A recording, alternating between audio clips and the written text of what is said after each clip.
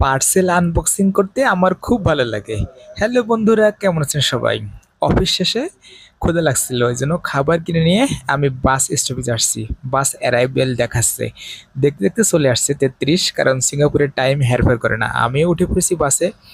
আর বাসে উঠতে না উঠতেই আমার রুমের সামনে প্রায় চলে আসছি, মানে খুবই কাছে, এক স্টপেজ। তারপর আমি হাঁটি নাই, যেহেতু বৃষ্টি হচ্ছিল, এই জন্য বাসে চড়ছিলাম।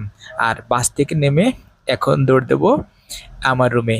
সামনে আমার রুম, বাস স্টপেজের একেবারে কাছে। এই যে সামনে ওভারব্রিজটা দেখা যাচ্ছে, তার বাম পাশে আমার রুম।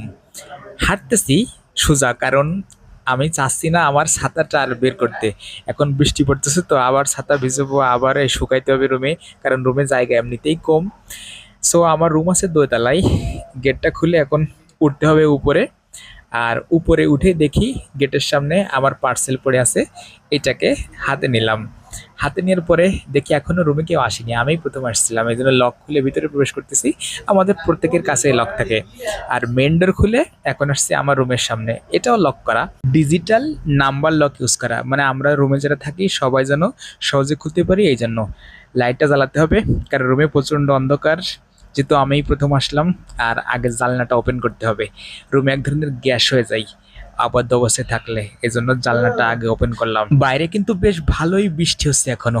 বৃষ্টির তীব্রতা আজ পঞ্চম দিন ধারাবাহিকভাবে পড়ছে। এই প্রবাসে যারা বাইরে কাজ করে বৃষ্টিতে ভিজে, তারা জানে প্রবাস কতটা কষ্টের। অন্যদিকে ক্ষুধায় কিন্তু আমার পেট চোচো করতেছে, মনে হচ্ছে দিন দুনিয়া সব খেয়ে ফেলবো। আসার সময় ওল্ডচাং থেকে এক পিস চিকেন উইং আর এক পিস ফিশ ফিলেট নিয়ে আসছিলাম। বাঙালি বলে কথা, ফাস্টফুড দেখলে জিভে এমনিতে জল চলে আসে, তার সাথে আবার চিলি সসও দিছে অনেকগুলো। যাই হোক, খাওয়াটা শেষ করি তাড়াতাড়ি, আনবক্সিং করতে হবে। তো বসে পড়েছি আনবক্সিং করতে। একটা সিজারও নিছি কাছে, আর বক্সটা তো আছেই আমার পাশে। কি হতে পারে বলেন তো এর মধ্যে? আরে আপনাদের বলা লাগবে না, আমি যেহেতু খুলতেছি অবশ্যই দেখাবো। আর এর জন্য একটু অপেক্ষা করতে হবে। এই যে বের হয়ে গেছে বক্স, জাদুর বক্স। তবে এখনো হয়তো বা অনেকে আন্দাজ করতে পারতেছে না, আন্দাজ করার প্রয়োজন নেই, এখনই আমি দেখাচ্ছি। জাস্ট একটু ধৈর্য। খোলার চেষ্টা করতেছি, কিন্তু এমন ভাবে র্যাপিং করা, খুলতে একটু কষ্ট হচ্ছে। যাই হোক, খুলে ফেলেছি।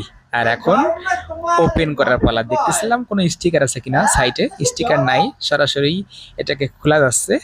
এই যে বক্স বের হয়ে গেছে। আর এটা ব্র্যান্ডিং করা, মনেস্টার ব্র্যান্ড, মানে একটা খুব নামি একটা ব্র্যান্ড।